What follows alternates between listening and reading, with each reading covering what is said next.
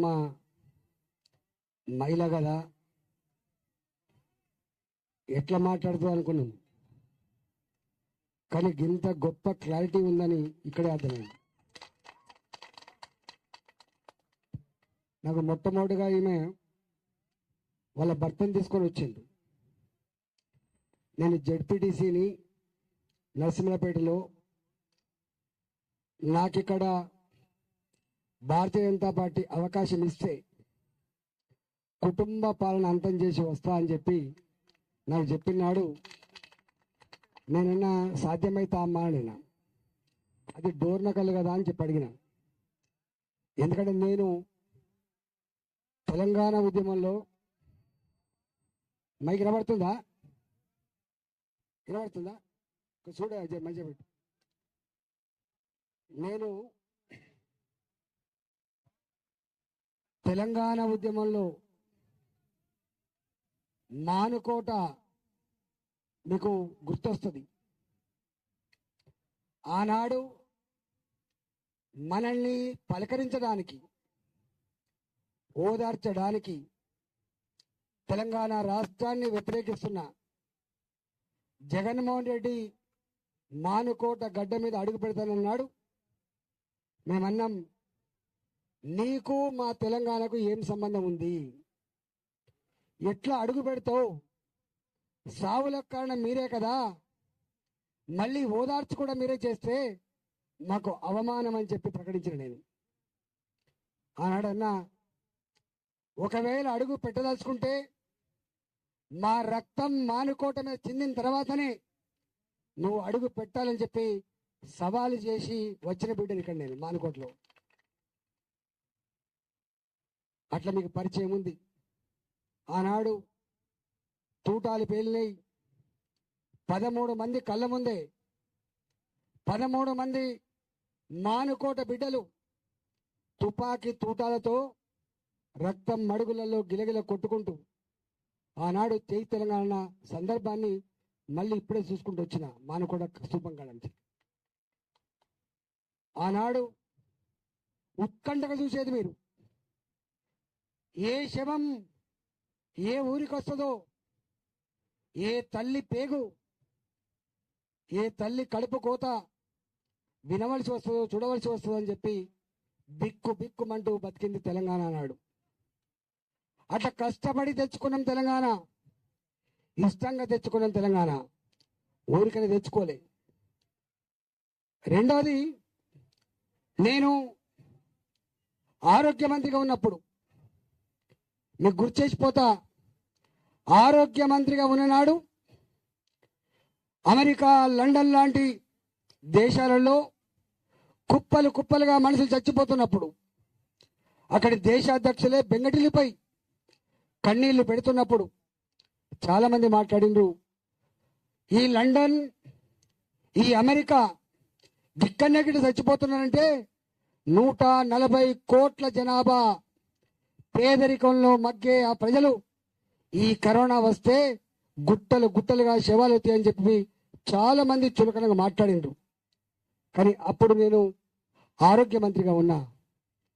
ఆనాడు ఆరోగ్య మంత్రిగా ఉన్నా మేము ఒకటే స్టేట్మెంట్ ఇచ్చినాం, ఈ రోగానికి మందు లేదు, ఈ రోగానికి ఇంకా వ్యాక్సిన్ రాలే, ఈ రోగానికి ఉండే ఏకైక మందు ధైర్యం మాత్రమే అని చెప్పి ప్రకటించిన బిడ్డ ఈ బిడ్డ, గుర్తుపెట్టుకోండి. ఆనాడు మొట్టమొదటి పేషెంట్ గాంధీ హాస్పిటల్లో జాయిన్ అయినాడు. డాక్టర్ పోవడానికి సాహసం చేయలే, నర్సు ముట్టుకోవడానికి సాహసం చేయలే, టాయిలెట్ కడగడానికి ఎవరు రాలే. భయం భయంగా మొత్తం మాస్కులు వేసుకొని ఊపిరాడని పద్ధతుల్లో ఆ మనిషిని చూసిన తప్ప, ఆ మనిషికి ఏమైనా భోజనం అందిస్తే ఏదో పెట్టి అందించిన తప్ప మనిషి మాత్రం ముట్టుకోని పరిస్థితి. ఆనాడు నాలాంటి బిడ్డను ధైర్యం ఇవ్వాలని చెప్పి ఆ పేషెంట్ దగ్గర నేరుగా పోయి, బిడ్డ నువ్వు బతుకం మేమున్నా అని చెప్పి ధైర్యం చెప్పింది అన్నాడు మేమే.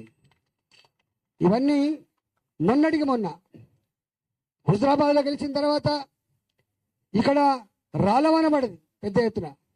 అకాల వర్షాలతో మిర్చి పంటలన్నీ కూడా నాశనం అయిపోయినాయి. ఒక్కొక్క ఎకరం మీద లక్షల రూపాయలు పెట్టుబడి పెట్టి ఆనాడు కన్నీళ్లు పెడతా ఉంటే నేనే ఓదార్పు కోసం వచ్చిన. ఒక 2 రోజుల పాటు తిరిగిపోయినా నేను అనుకున్నా ఈ ముఖ్యమంత్రి ఆ మిర్చి రైతాంగానికి సాయం చేస్తారని చెప్పి ఆశించిన, కానీ 5 పైసల బిల్ల కూడా సాయం చేసిన లేదో మీరు చెప్పాలి. ఇవాళ ఇవాళ మీ అందరికీ నేను గుర్తు చేసిపోతున్నా. మీరు ఆలోచించండి. ఈ మధ్య కాలంలో ముఖ్యమంత్రి ఎక్కడ సభ పెట్టినా ఒకటే మాట మాట్లాడుతున్నాడు, నన్ను గనక మీరు పోగొట్టుకుంటే మీ బతుకులు ఆగం, మీ బతుకులు ఆగం, మీకు అంధకారమే, నాకేం కాదు మీకే అవుతుందని చెప్తున్నాడు. నేను అంటున్నా ముఖ్యమంత్రి గారు, నాకెందుకు అవుతుంది, మాకున్నదేంది పోయేదేంది. నేను అంటున్నా ఇక్కడ ఈ ప్రాంతంలో మొన్నటికి మొన్న రైతులు వడ్లు పండిస్తే కళ్ళాల కడ పోల్చినాం మనం. 20 రోజులైనా 30 రోజులైనా ఎండకు ఎండినాయి, వర్షానికి తడిసినాయి, మొలకలు వచ్చినాయి, రంగు మారింది. రైస్ మిల్ దగ్గర తీసుకపోతే నెలకు 40 రోజులకు రైస్ మిల్ దగ్గర తీసుకపోతే ఒక్కొక్క బస్తానిక 40 కిలోల బస్తానిక 3 కిలోలు 4 కిలోలు కట్ చేసిన మాట వాస్తవం కాదా చెప్పండి. ఇది వాస్తవమా కాదా మీరు చెప్పండి.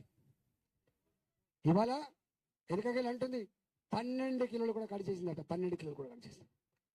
నేనంటున్నా నరేంద్ర మోడీ గారు ఒక్క గింజ కూడా లేకుండా కొనమని ఆదేశాలు ఇస్తే ఖాళీ బస్తా ఇచ్చేది కేంద్రమే, దబ్బుడుకం సుతులు ఇచ్చేది కేంద్రమే, అమాలి పైసలు ఇచ్చేది కేంద్రమే, కాంటా పైసలు ఇచ్చేది కేంద్రమే, వడ్లకు పైసలు ఇచ్చేది కేంద్రమే, వడ్లు రైస్ మిల్లో పట్టిందంత పైసలు ఇచ్చేది కేంద్రమే, మళ్ళీ ఎఫ్సీఐకి పంపించేది కేంద్రమే, మళ్ళీ మనకు 5 కిలోలు చొప్పున ఉచితంగా బియ్యం పంపించేది కూడా కేంద్రమే. కానీ ఏం చెప్పుకుంటాడు, ఎవడైందా కొనేది, నేనే కొంటా అంటాడు ఆయన. కొనడా? ఒకసారి ఆలోచించమని చెప్పుకుంటున్నా. కేసీఆర్ పోతే రేపు మీ ఆశీర్వాదంతో మేము వస్తే ఒక గింజ కూడా తరుగు లేకుండా ప్రతి గింజను కూడా కొనే జిమ్మేదార్ మాదే అని చెప్పి హామీ ఇచ్చిపోతున్నా. కేసీఆర్ పోతే ఏమొస్తుంది, కేసీఆర్ ఓడిపోతే ఇగో ఈ పీడ పోద్దని చెప్పి హామీ ఇచ్చిపోతున్నా.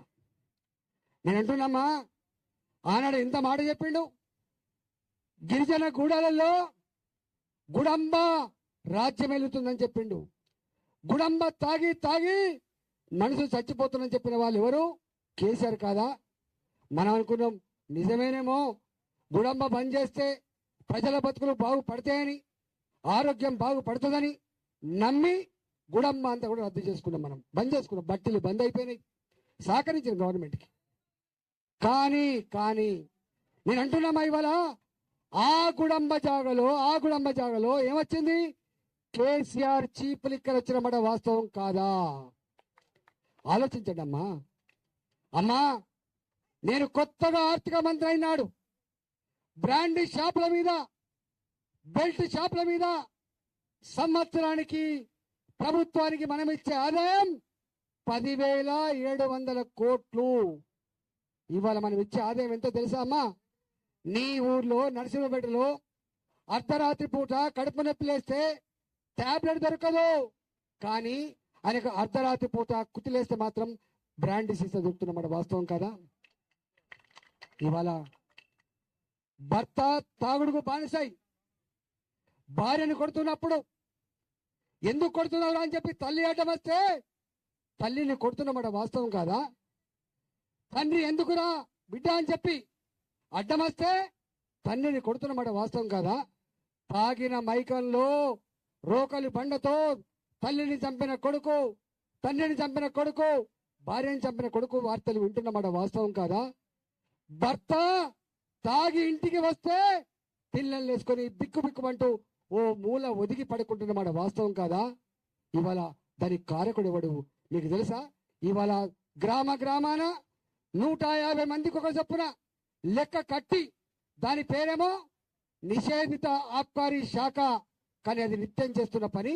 బ్రాండ్ షాపులు పెట్టండి, తెరవండి, బెల్ట్ షాపులు పెట్టండి, తెరవండి, అమ్మండి, ఖజానాకు డబ్బులు పంపమని చెప్పి ఆదేశాలు ఇచ్చి నా ఆడబిడ్డల పుస్తకాలు తెంపుతున్నమాట వాస్తవం కాదా?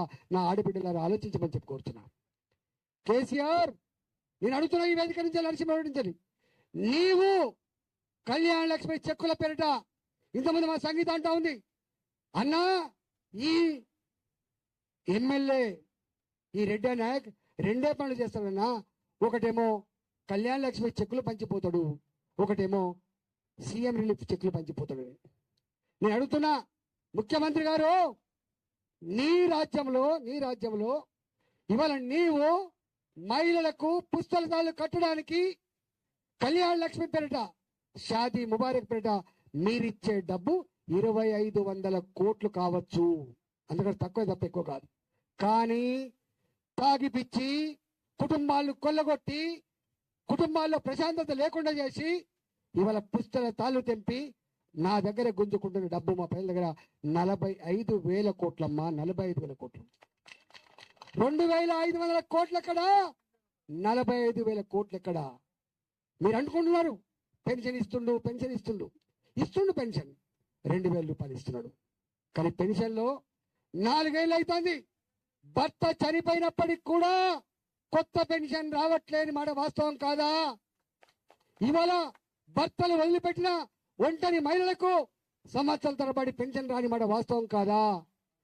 57 ఏళ్లకే 57 సంవత్సరాలకే నేను పెన్షన్ ఇస్తా అని చెప్పి మాట ఇచ్చిన మాట వాస్తవం కాదా? నేను మిమ్మల్ని అడుగుతా ఉన్నా, 50 ఏళ్ళకి పెన్షన్ వస్తుందా అమ్మా?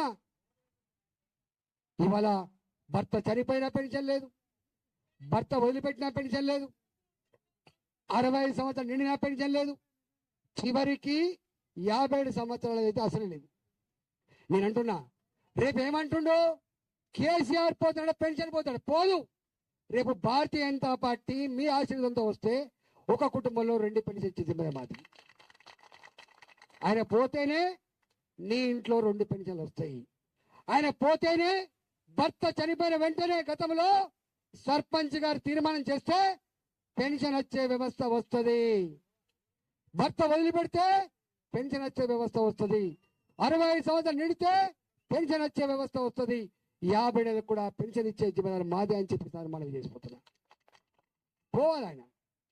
ఇవాళ నేను అంటున్నా, అమ్మా, ఇవాళ నేను మొన్న వచ్చినప్పుడు నా కాళ్ళ మీద పడి ఏడ్చింది ఒక కుటుంబం.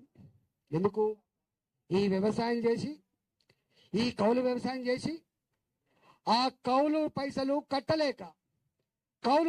కట్టలేక ఇవాళ పండిన పంట చేతికి రాక మాకు దిక్కు తోచగా చనిపోయినని చెప్పి ఆ కుటుంబాన్ని పరామర్శించడానికి వచ్చాను. నేను వాళ్ళకు 50,000 రూపాయలు సాయం కూడా చేసిపోయాను. నేను ఆనాడు అన్నారు, తెలంగాణ వస్తే బతుకులు బాగుపడతానుకున్న బిడ్డ, తెలంగాణ వచ్చిన బతుకులు మాత్రం ఛిద్రమవుతుందని చెప్పి కన్నీరు మున్నీరు కుటుంబాలను ఇదే దోనకల్ నియోజకవర్గంలో నేను పరామర్శించిపోయినా. నిజం కాదా అమ్మా? నేను అంటున్నా, ఏం చెప్పిండు కేసీఆర్? రైతులకు 1,00,000 రూపాయల లోపు రుణమాఫీ చేస్తానన్నమాట వాస్తవం కాదా? చేసిండా అమ్మా? 4 ఏళ్ళైనా మొన్న కొంత చేసే ప్రయత్నం చేసిండు. ఎందుకు? పుసుకున్న మళ్ళా గ్రామాలకు పోతే, వాడ కట్టుకుపోతే నా రైతు రుణమాఫీ ఎందుకు చేయలేదు, నువ్వు ఏం ముఖం పెట్టుకొని నా పల్లెకి వస్తున్నావు అని చెప్పి నిలదీస్తానని చెప్పి మొన్నటికి మొన్న ఏం చేసిండు? హైదరాబాద్లో మన భూములు అమ్ముకొని, హైదరాబాద్లో మన సర్కారు భూములు అమ్మి, హైదరాబాద్లో ఆనాడు కట్టిన రింగ్ రోడ్ అమ్మి 14,000 కోట్లు 15,000 కోట్ల రూపాయలు తీసుకొచ్చి గా పైసల్ని మనకు రైతు రుణమాఫీ ఇచ్చింది తప్ప ఆయన తెచ్చిందేం లేదు. ఇవాళకి కూడా నీ వేసిన పైసలు వడ్డీకి మాత్రమే సరిపోలే. నిజం కాదా? నా ఆడబిడ్డలారా ఆలోచించమని చెప్పి కోరుతున్నాను. ఇట్లా చెప్పుకుంటూ పోతే చాలా ఉన్నాయి. అవన్నీ నేను ఒక మాట అంటున్నాను.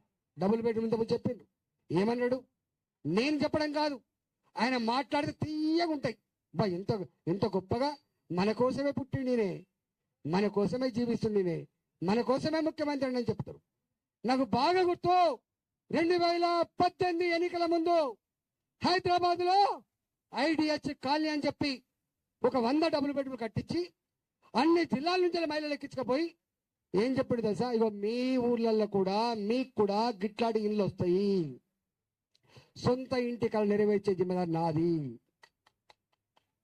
అని దేశంలో ఏ ముఖ్యమంత్రి ఆలోచన చేయడమ్మా, ఏ ప్రధానమంత్రి ఆలోచన చేయడమ్మా? నేను డబుల్ బెడ్రూమ్ కడతా అని చెప్పిండు. పల్లెటూళ్ళల్లో 5,04,000 రూపాయలతో కడతా అని చెప్పిన వాస్తవం కదా? కట్టిండా అమ్మా?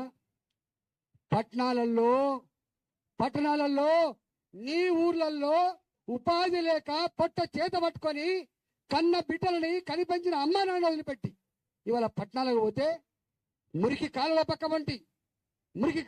వంటి ఎక్కడ ఖాళీ జాగా ఉంటే అక్కడ ప్లాస్టిక్ షీట్ కింద జీవిస్తున్న వాళ్ళకు డబుల్ బెడ్రూమ్ వస్తాయి అనుకున్నారా లేదా? ఇచ్చిన అమ్మ మీకు డబుల్ బెడ్రూమ్?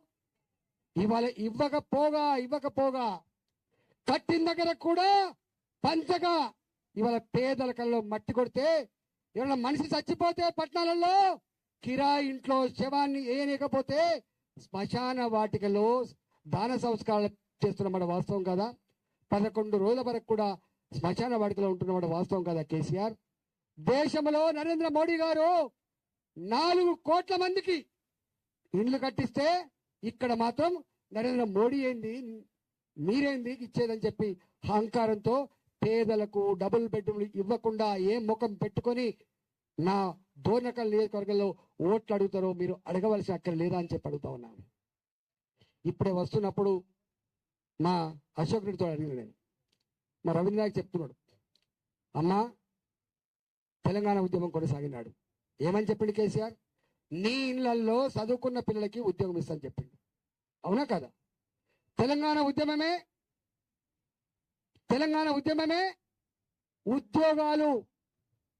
ఉద్యోగాలు నిధులు నీళ్ల కోసం సాగింది. నేను అంటున్నమ్మా, నీ పల్లెలలో నీ తండాలలో ఒక్కొక్క పిల్లగాడు 25 ఏళ్ళు చదివిన మాట వాస్తవం కదా? అమ్మాయిలు కానీ అబ్బాయిలు కానీ నా కొడుకులకు నా బిడ్డలకి నా దుఃఖం రావద్దు, వాళ్ళైనా గొప్పగా చదువుకొని మంచి నౌకరు చేస్తే చూసి మురువాలని చెప్పి అనుకున్నమాట వాస్తవం కదమ్మా? అలాంటి పిల్లలకి నౌకర్లు వచ్చినాయా? ముత్యాల శంకర్ మొన్నటికి మొన్న ప్రవళిక దుగ్గొండి ఏమని రాసిపెట్టిన ఉత్తరాలు? అమ్మా నన్ను క్షమించు, నానా నిన్ను వదిలిపెట్టి పోతున్నందుకు బాధగా ఉందని ఆ ముత్యాల శంకర్ ఖమ్మం రైల్వే స్టేషన్ దగ్గర రైలు కింద పడి చనిపోయిన బిడ్డ ఆ శవాన్ని తీసుకుపోతే పలకరించడానికి పోయినాం మేము. ఆయన ఊరు బయ్యారం. ఇవాళ ప్రబలిక మొన్న ఎన్ని రోజులు చదవాలమ్మా? ఇక్కడ అర్ధాకలతో చదువుతున్నాం మేము. మీరు పంపించే 3,000-4,000 రూపాయలు మాకు ఒక్కప్పుడు సరిపోతుందని చెప్పి లైబ్రరీలో చదివి యాసగవుతుందమ్మా. మళ్ళీ ఎగ్జామ్స్ పోస్ట్ అవుతున్నాయట. ఆ ఎగ్జామ్స్ కూడా పేపర్లు లీక్ అవుతున్నాయమ్మా. చదువుకున్నోని నౌకరు పైరవి చేసుకుని నౌకరత్వం అని చెప్పి గుండె పగిలి ఆమె చనిపోతే ఆమె లవ్ లెటర్ అని చెప్పి సృష్టించి ఆమె మరణాన్ని గంట సిగ్గులేని తనంతో అవమానపరిచింది టిఆర్ఎస్ ప్రభుత్వం. కేసీఆర్ గుర్తుపెట్టుకో. ఇవాళ ఏ ఊరికి పోయినా మా బుల్లెట్ కృష్ణ ఉన్నాడు ఇక్కడ. ఇవాళ ఇక్కడ ఎవరు నాయకుండే నేను అంటున్నా, ఎక్కడన్నా మన పిల్లలు గవర్నమెంట్ నౌకర్లు ప్రతి ఇంటికి వచ్చిన మాట వాస్తవమా కాదా చెప్పండి. ఇవాళ నౌకరు రాలే, కానీ రేపు భారతీయ జనతా పార్టీ అధికారంకి వస్తే మీ ఆశీర్వాదంతో వస్తే ప్రతి 6 నెలలకు ప్రతి ఏడాదికి ఇవాళ నోటిఫికేషన్లు ఇచ్చి ఉన్న ఉద్యోగాలు నింపే బాధ్యత మాత్రం మాదే. హైదరాబాద్లో సాఫ్ట్వేర్ కంపెనీలు కావచ్చు, హార్డ్వేర్ కంపెనీలు కావచ్చు, కన్స్ట్రక్షన్ రంగం కావచ్చు, అలాంటి రంగాలలో ఖచ్చితంగా మన పిల్లలకి ఎట్లా ఉద్యోగాలు వస్తాయో ఆ ప్రణాళిక రూపొందించే బాధ్యత మాకు వదిలిపెట్టమని చెప్పి కోరుతున్నా. ఇవాళ నేను డోర్నకల్లో బీజేపీ లేకపోవచ్చు, కానీ ఒక్కడి మాత్రం నమ్ముతున్నాను. 10 ఏళ్ళు అవుతుంది నరేంద్ర మోడీ గారు వచ్చి, 10 ఏళ్ళు అవుతుంది. కానీ ఇచ్చిన మాట తప్పని వ్యక్తి నరేంద్ర మోడీ, ఇచ్చిన మాట తప్పే వ్యక్తి కేసీఆర్. ఎన్ని హామీలు ఇచ్చిండే? దళితుడే తొలి ముఖ్యమంత్రి అన్నాడు. అన్నాడా లేదా? గిరిజనులకు 10% రిజర్వేషన్ అన్నాడు. అన్నాడా లేదా? గిరిజనులకి పోడు వ్యవసాయం అన్నాడు. చివరికి ఇవాళ ఆదిలాబాద్, నా మానుకోట, ఖమ్మం జిల్లాలలో ఆ భూములు దురుకునే రైతాంగానికి, గిరిజన రైతాంగానికి మోటార్లు పీకేసి, కరెంటు స్తంభాలు పీకేసి ఇవాళ ఆ గిరిజన భూములు గుంజుకొని వాళ్ళ పొట్టగొట్టిన వ్యక్తి కేసీఆర్. అవునా కాదా ఒకసారి చెప్పమని చెప్పుకుంటున్నాం. మీరు పండించిన మిర్చి, ఈ ప్రాంతంలో మిర్చి బాగా పండుతుంది, ఈ ప్రాంతంలో మిర్చి బాగా పండుతుంది. ఖమ్మం మార్కెట్ యార్డ్లో రైతులు నా మిర్చికి ధర లేదని చెప్పి ఆందోళన చేస్తే పొల్లు కొట్టి ఆ రైతులను సంఖ్యలు వేసి జైలుకు పంపించిన చరిత్ర మర్చిపోయినామా? మనం మర్చిపోయినామా? నిజం కాదా? ఇవాళ అట్లాంటి కేసీఆర్ ప్రభుత్వానికి మళ్ళా ఓటు వేస్తామా? మళ్ళీ ఓటు వేస్తామా? ఇవాళ మేము 20 ఏళ్ళుగా నేను కూడా ఆయనతోటి ఉన్నా. తెలంగాణ ఉద్యమంలో 14 ఏళ్ళు ఉన్న ఆయనతోటి, ఆర్థిక మంత్రిగా ఉన్న ఆయనతోటి, ఆరోగ్య శాఖ మంత్రిగా ఉన్న ఆయనతోటి నన్ను అకారణంగా మెడలబట్టి బయటికి నెట్టిండు. నెట్టడమే కాదు, నీకు దమ్ముంటే నీ మీద నీ ఫోటోతో గెలవని చెప్పిండు. నేను ఆ దమ్ముందో లేదో రా చూసుకుందాను బిడ్డ అని చెప్పిన. హుజరాబాద్కు పోయినా. మీరు చూసిండ్రు, నా ఎన్నికలు 10 రోజులు జరగలే, నా ఎన్నికలు నెల రోజులు జరగలే, నా ఎన్నికలు 6 నెలలు జరిగినాయి. 6 నెలలు. నేనన్నా నరకం అంటే ఏందో చనిపోయిన తర్వాత చూస్తామంటారు మనం, అంతేనా? నరకానికి పోతారా అంటారు. కానీ నరకం అంటే ఏందో ఈ గడ్డ మీదనే చూసిన బిడ్డని ఇట్లా గుర్తుపెట్టుకోండి. ఎన్ని వందల కోట్ల రూపాయలు మద్యం తాగిచ్చిండు. ఎన్ని వందల కోట్ల రూపాయలు 6,000 రూపాయలు చొప్పున 10,000 రూపాయలు చొప్పున ఓటుకు పంచిండు. దళిత బంధు ప్రతి దళిత కుటుంబానికి 15 లక్షల రూపాయల చొప్పున డీడీలు ఇచ్చి వాళ్ళను మైసమ్మ గుళ్ళ మీద, పోషమ్మ గుళ్ళ మీద ప్రమాణం చేయించింది ఆయన. ఇగో నీకు 10 లక్షల రూపాయలు డీడీ ఇస్తున్నా, నువ్వు మాకే ఓటేయాలి. 47,000 ఓట్లు అవి.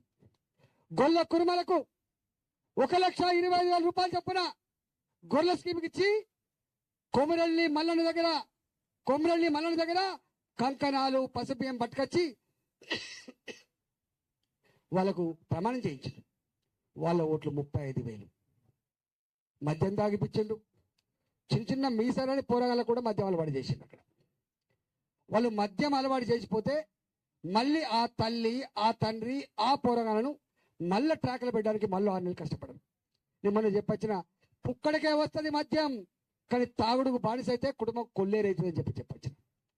అక్కడ 6 నెలలు ముఖ్యమంత్రి, మంత్రులు, ఎమ్మెల్యేలు ఇవన్నీ లంగ పనులు చేసినా అక్కడ గెలిపించింది ఈటల బిడ్డని గెలిపించింది. వీళ్ళకు ప్రజల మీద నమ్మకం లేదమ్మా, మన మీద విశ్వాసం లేదు. వాళ్ళకు ఒకటే విశ్వాసం ఉంది, ఇత్తోటి పెడితే చెట్టోటి మొలుతుందా అంటారు. విత్తనం ఓటు పెడితే చెట్టోటి మొలవదు.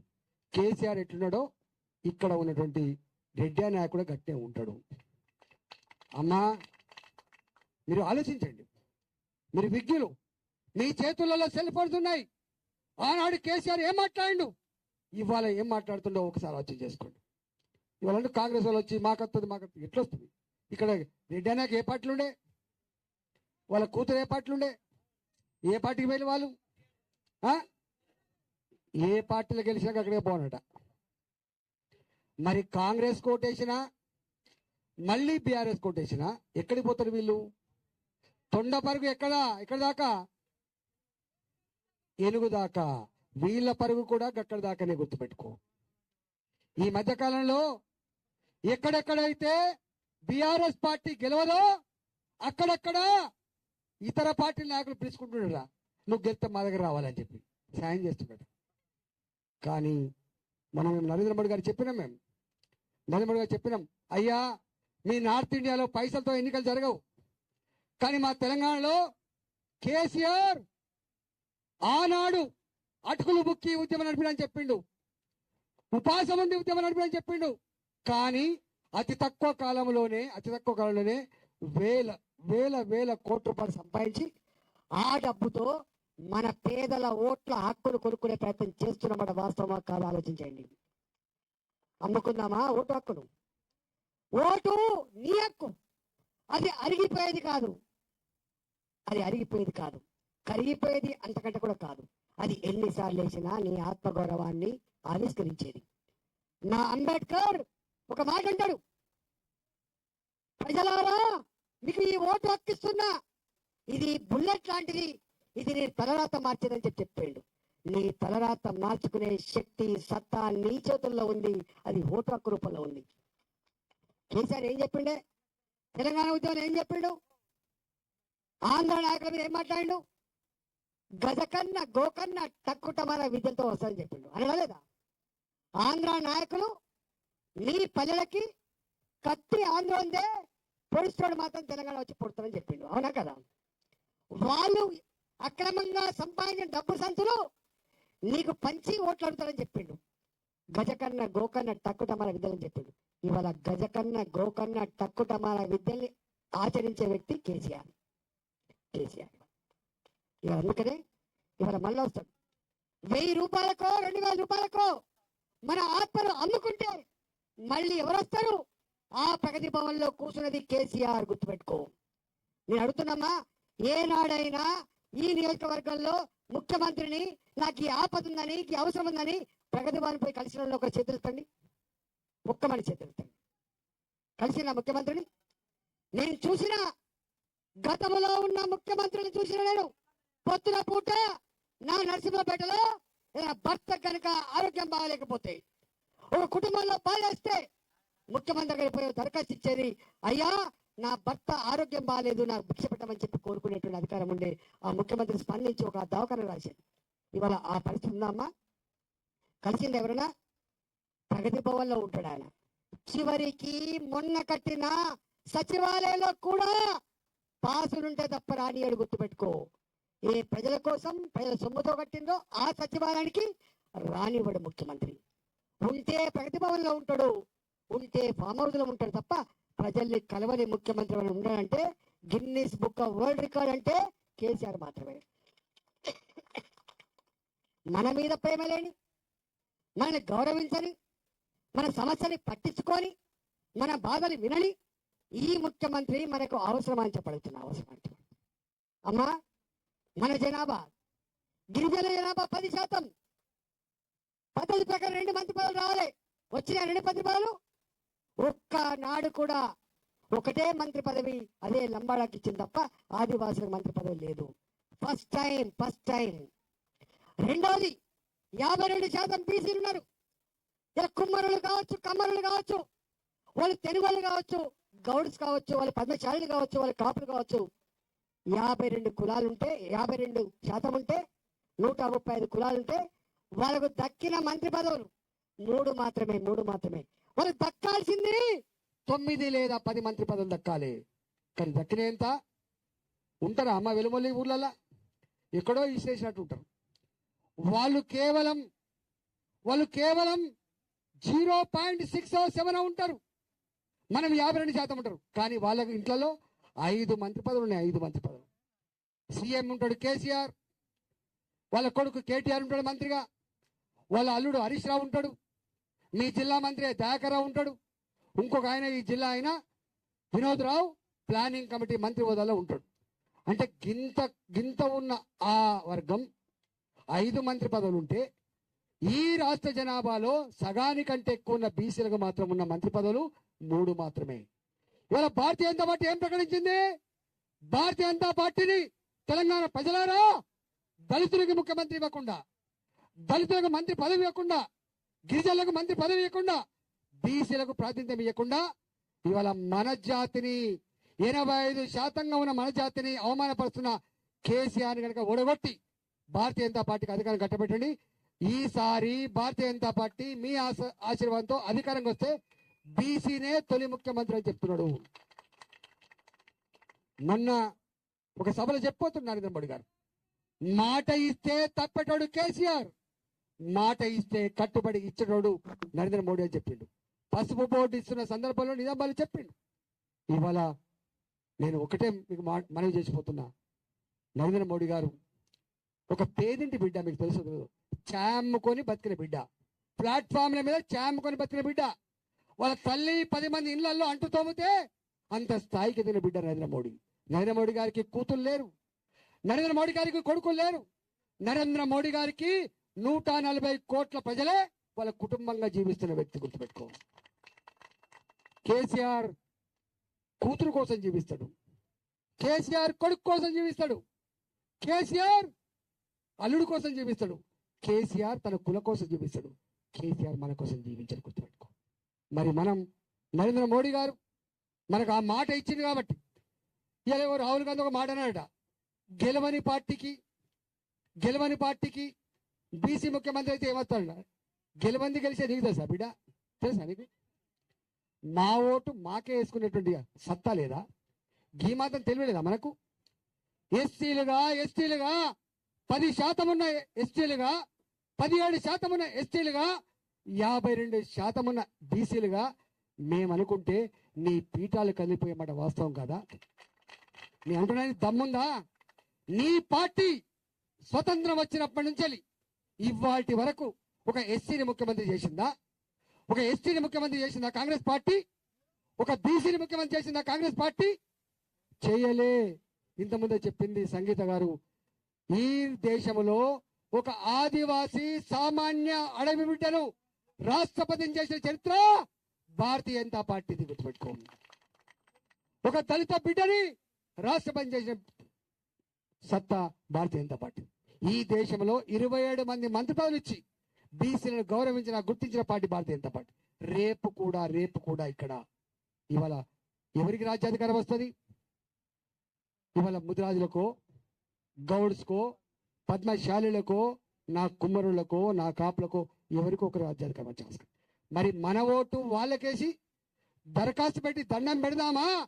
నీ బాధ నువ్వు పరిష్కరించుకుందామా? నీ అధికారం నువ్వు చేపట్టుకుందామా? అది మీ చేతుల్లో ఉందని చెప్పి మనం చేస్తున్నాను. మీ చేతుల్లో ఆలోచన చేయండి. ఇంటికి పైన కాడ, సద్దులు తినే కాడ, కలుపు కలిసే కాడ, నాట్లు వేసే కాడ, 50 చెట్ల కింద కూర్చున్న కాడ నా ఆడబిడ్డలారా మీరు ఆలోచించమని చెప్పి కోరుతున్నా. నేను చెప్పేది నిజం అబద్ధం ఆలోచన చేయండి. కానీ ఒక్కటి మాత్రం సత్యం, భారతీయ జనతా పార్టీ కనుక అధికారంకి వస్తే ఈ కేసీఆర్ కుటుంబం పోతుంది, మన ప్రభుత్వం ప్రజల ప్రభుత్వం వస్తుంది, మన బతుకులు మాత్రం బాగుపడతాయి. నౌకర్లు రావాలన్నా, పెన్షన్ రావాలన్నా, వడ్లు కోరాలన్నా, రుణమాఫీ జరగాలన్నా, రేపు కౌలు రైతాంగానికి కూడా లాభం జరగాలన్నా, ఏ రైతు చచ్చిపోతే 11వ రోజు లోపు 5 లక్షల రూపాయల బీమా వస్తుందో, ఇలా కూలలకు కూడా కులంతో సంబంధం లేకుండా 5 లక్షల రూపాయల బీమా సౌకర్యం ఇచ్చే బాధ్యత మాదని చెప్పాలని చేస్తున్నాను. నా ఆడబిడ్డలారా, నేను అడుగుతా ఉన్నా, మహిళా గ్రూపులు నిర్వీర్యమైన మాట వాస్తవం కాదా? ఒకప్పుడు మహిళా గ్రూపులు మీటింగ్లు పెట్టేది, చెక్కులు పంచుకునేది. ఇవాళ 4 ఏళ్ళు అవుతుంది. మహిళలకు వాళ్ళకు వడ్డీ లేని వాళ్ళ కింద మీరు ఏదైతే కడుతున్నారో ఆ వడ్డీని కూడా మీకు ఇచ్చే జిమ్మదారు మాదే. అంతేకాదు, ఇవాళ 2 ఇన్సూరెన్స్లు ఉన్నాయి వాళ్ళకు, మహిళలకు 2 ఇన్సూరెన్స్లు ఉన్నాయి. ఒకటి జీవన జ్యోతి అనుకుంటా, ఇంకోటేమో ఎస్బి. 2 ఇన్సూరెన్స్ ఉన్నాయి. మీరే కట్టుకుంటున్నారు, మహిళలే కట్టుకుంటున్నారు. అది మహిళలకి ఆ 2 ఇన్సూరెన్స్ కూడా చనిపోతే 20,000 రూపాయలు వెంటనే వచ్చే సౌకర్యం కావచ్చు. చనిపోతే ఇవాళ 2 లక్షల రూపాయలు, 3 లక్షల రూపాయలు ఏది కావచ్చు, అవన్నీ డబ్బులు మేమే చెల్లిస్తామని చెప్పి హామీ ఇస్తాను. నా ఆడబిడ్డలకి 1 రూపాయి భారం పడకుండా ఇన్సూరెన్స్ కట్టే జిమ్మదారు మాదే అని చెప్పి మనం చేస్తున్నాం. అందుకే మార్పు అధికారం కోసం కోరట్లేదు, మార్పు మా ముఖ్యమంత్రి పదవి కోరుకోవట్లేదు, మార్పు నీ బతుకులలో రావాలని చెప్పి కోరుకుంటున్నాం. గుర్తుపెట్టుకోండి. ఈ కన్నీళ్లు పోవాలంటే, ఈ పేదరికం పోవాలంటే, ఇవాళ ఈ అప్పుల కుప్ప ఇది పోవాలంటే, దినదినం ఘనంగా ఉండాలంటే తప్పకుండా మీకు హామీ ఇస్తా ఉన్నా. మా గురించి మీకు తెలుసు, 20 ఏళ్ళుగా మీ కళ్ళల్లో కదలని బిడ్డను కాబట్టి మేము మాటిస్తున్నా. ఈ రాష్ట్ర ప్రజలు కట్టే పైసలెంతో 12 రూపాయల్లో ఇవాళ ఖర్చు దేనికి కావాలో అదంతా కూడా చేసే బాధ్యత అది. వైద్యం విషయంలో పుస్తల తాళ్ళు డాక్టర్ కాలమే పెట్టి నా కొడుకును బతికించమని చెప్పి, నా భర్తను బతికించమని చెప్పి వేడుకునే దుస్థితి రానివ్వము. ప్రతి పేషెంట్కి ఉచితంగా చేయించే జిమ్మదారు మాదే. ప్రతి ఇంట్లో ఉన్న బిడ్డకి మంచి విద్యను అందించే జిమ్మదారు మాదే. ఇవాళ విద్య మీద, వైద్యం మీద ఇవాళ భారతీయ జనతా పార్టీ అట్లా ఉంటుంది కాబట్టి దయచేసి ఇవాళ సంగీత, ఇవాళ మా రామచంద్రరావు గారు ఉన్నారు, మా ప్రభాకర్ రెడ్డి గారు ఉన్నారు, మా ఖమ్మం నుంచి సురేందర్ వచ్చిండు, మా అశోక్ రెడ్డి గారు వచ్చిండు. నేను అనుకుంటున్నా మీరు అంత యాక్టివ్గా ఉంటుందో ఉండదు అనుకున్నా, కానీ బ్రహ్మాండంగా అంటే సమస్యల పట్ల అవగాహన ఉన్న బిడ్డ సంగీత, మీ ఆశీర్వాదం పొందిన బిడ్డ సంగీత. సంగీత గుర్తు కమలం పువ్వు గుర్తు, సంగీత పార్టీ భారతీయ జనతా పార్టీ. సంగీతని నిండు మనసుతో ఆశీర్వదించమని చెప్పి కోరుతున్నా. ఇవాళ మీ అందరికీ ధన్యవాదాలు తెలుపుతున్నా. జై తెలంగాణ, జై తెలంగాణ.